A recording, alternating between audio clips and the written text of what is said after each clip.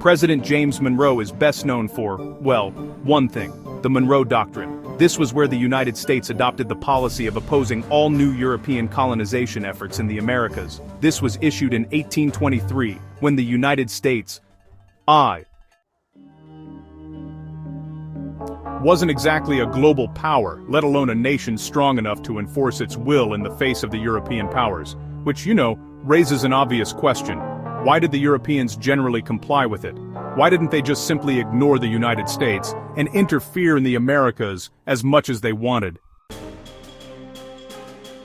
So, the first 2 decades of the 19th century had seen the start of the Spanish Empire's collapse in South America. Spain did not accept this, and its King Ferdinand VII wanted to restore Spanish authority there. At home, though, many Spanish citizens wanted him to be less tyrannical and adopt the former Napoleonic liberal constitution. Eventually, he did agree to enforce and uphold this constitution, but the issue was that he was lying. As such, civil war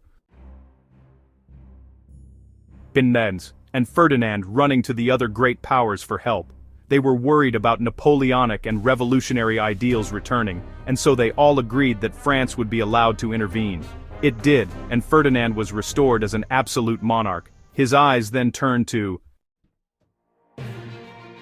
So, the Americans were much happier dealing with the new nations in Central or South America, mainly because, they were mostly all republics. And in this new state of affairs, the United States was mostly the top dog. At one point, the British even approached Monroe and asked if he would be willing to cooperate in keeping Spain and France out of the New World. But the Americans refused to cooperate, and that was because of what happened about 9 years prior. Instead, Monroe unilaterally declared that European powers could no longer try to crush rebelling colonies or try to expand in the Americas if it threatened American interests. The problem, though, was that the United States didn't really have a large enough navy or army to actually enforce this. So, why did Europeans listen? Well, honestly, it was mostly because Britain agreed with this policy. And so, they used their navy to enforce it.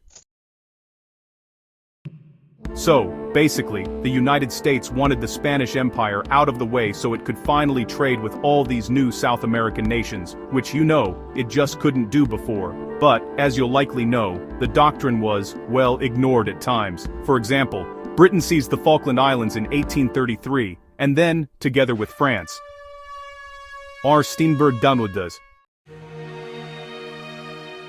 they blockaded Argentina in the 1840s to stop its intervention in the Uruguayan Civil War, and honestly, the Americans did nothing. Furthermore, the doctrine didn't really address the slow and gradual expansion of Russia into Alaska, and America's lack of action kind of damaged relations with its southern neighbors. But the reasoning was that none of this really harmed United States interests, and besides, what could it have done anyway? As the century progressed, United States power grew, and with it, its navy.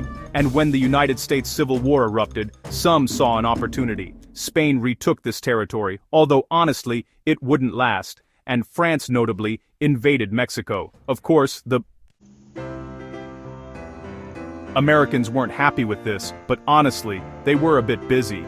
However, once the war was over, the Americans made it clear that if France didn't make plans to leave soon, the United States would make war. And unlike in 1823, the US Navy and Army were more than capable of making life extremely difficult for European militaries.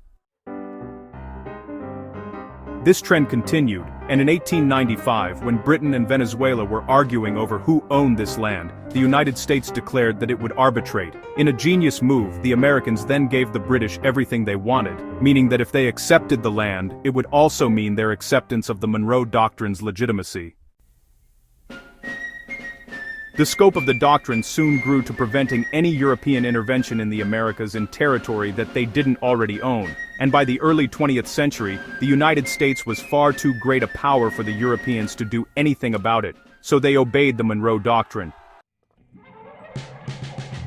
I hope you enjoyed this episode, with a special thanks to my patrons James, Bizet, Sky Chappelle, Kitka, Udan Wang, YN Hockey, Anthony Beckett's, Blue Cardinal, Alex Schwinn, AF Firefly, Spencer Lightfoot, Captain Pig, The Macker, The Flying Dean, Gustav Swan, Robert C. Perkins, Shanine, Michael Schbert, Castle Bravo, Marvin Sayu, Winston Quood, Rod D. Martin, Spinning Three Plates, Andy McGee, Kim Un-yoon, Danny Atanasio, Imza Ahmed, Coppertone, Maggie Paskowski, H. from Stavhav, Arthur Hoos, Jay Kichro, Remco Hoyman, Jim Stromberg, Bet Cabot, Charles Affirms, and Lord Beak.